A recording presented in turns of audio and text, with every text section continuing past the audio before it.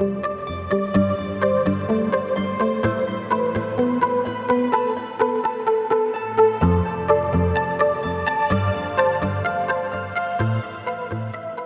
à Québec, le Y est encore très actif. Effectivement, qu'il n'y a plus le centre comme vous l'avez connu jadis, mais nous sommes encore bien présents, beaucoup au niveau communautaire.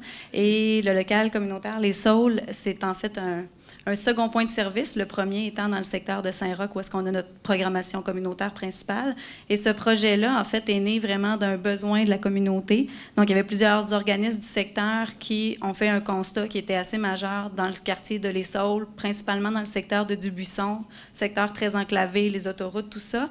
Il n'y a pas de locaux disponibles pour les organismes qui souhaitent développer des projets pour la communauté dans ce secteur-là.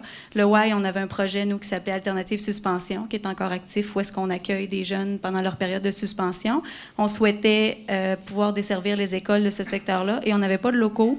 Donc, on s'est joint avec plusieurs partenaires pour faire un projet pilote en 2009, où est-ce que, finalement, on a loué un beau local commercial qui est très modeste en soi, mais qui accueille maintenant, depuis 2009, là, entre 300 et 400 personnes différentes à chaque année.